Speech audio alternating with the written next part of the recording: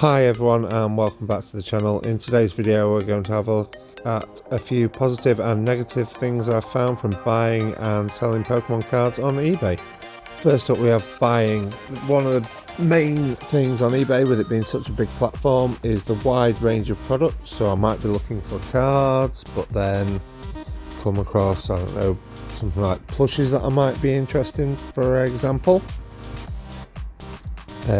The second thing is the chance of getting a bargain with auctions. You might come across something that interests you but doesn't interest hardly anybody else. Retail, it could go for, I don't know, 30 quid. You could end up getting it for something like a fiver. Third thing is that some sellers, if they've had something listed for a while, if you just happen to click on it and look at it and you're umming and ahhing, there's a strong possibility they could send you an offer for half the price that it's listed at because they want to get rid of it.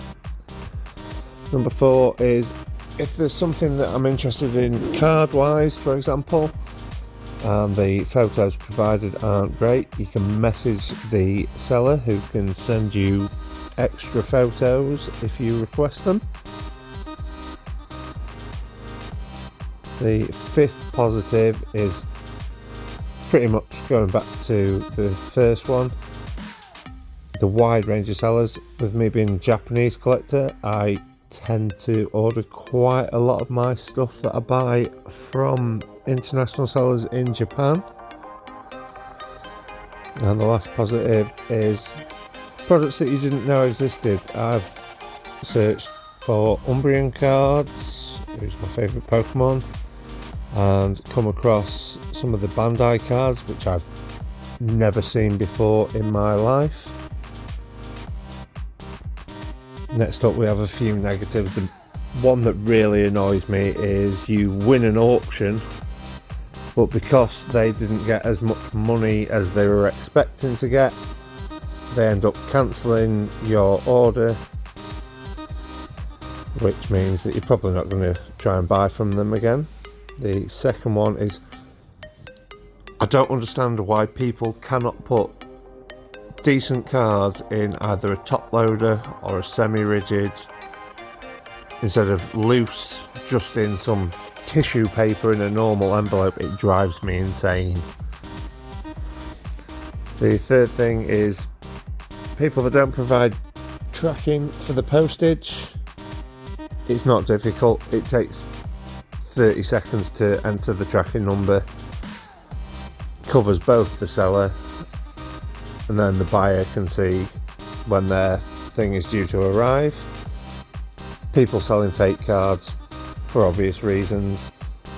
I mean, myself, I can tend to tell unless they've used photos of a real card and then end up sending out a fake card, which has happened to me in the past. Something, not replying to messages. So if, for example, something doesn't arrive when it should do, send them a message and then they just don't reply ever.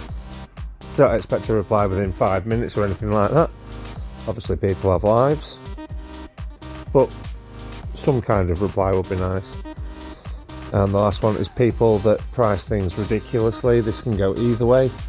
I've seen like a common snom from Shining Fate's been listed for $1 million, no reason whatsoever, and people that list things ridiculously underpriced.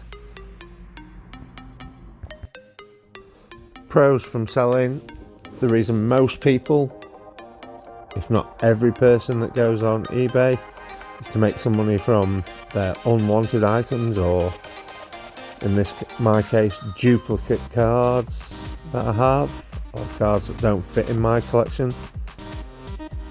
There's a wide range of people to sell to, whether that be people like myself that collect cards, people that purchase the cards to play the TCG,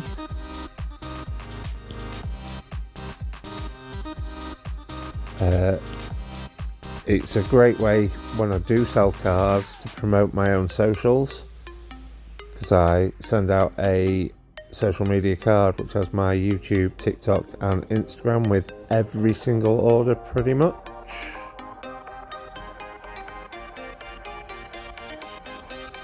Sell cards that usually don't sell.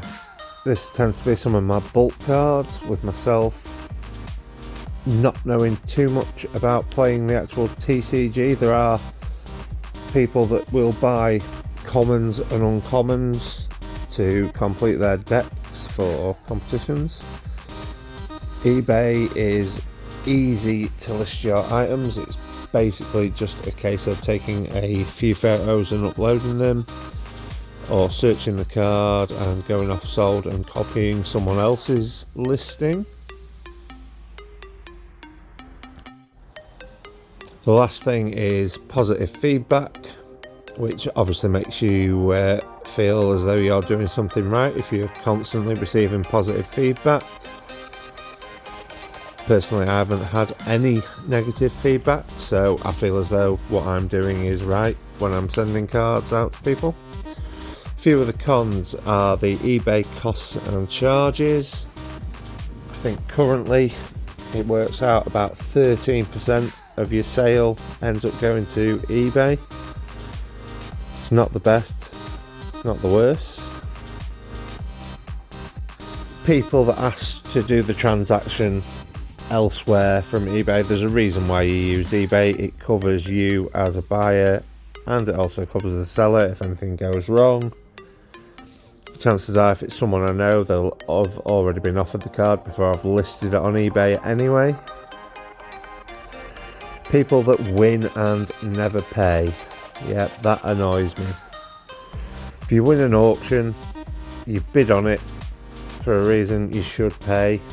Potentially there could be someone else that wanted the card that has bid, and then will lose interest and not go with you again. People that say the item hasn't arrived even though it has been signed for. This is why I send things that I sell with Royal Mail signed for, so that I have proof that it has actually arrived at the address. Bid and then ask to cancel.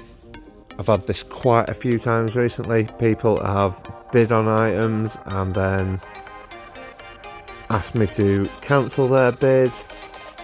To be honest, I probably shouldn't, but I do. It just annoys me because it wastes my time. And last is people that make stupid lowball offers.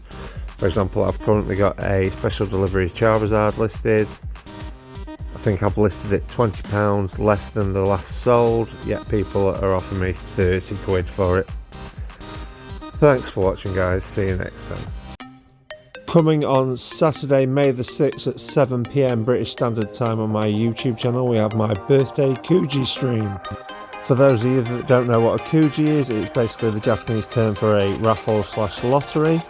The prizes will include, but not limited to, 1 Scarlet and Violet booster box, 2 Crown Zenith ETBs, 2 Milk Carton collection boxes, 3 mystery graded cards, 10 3-pack bundles of Crown Zenith, 12 3-pack bundles of Scarlet and Violet, 20 Pokemon plushies.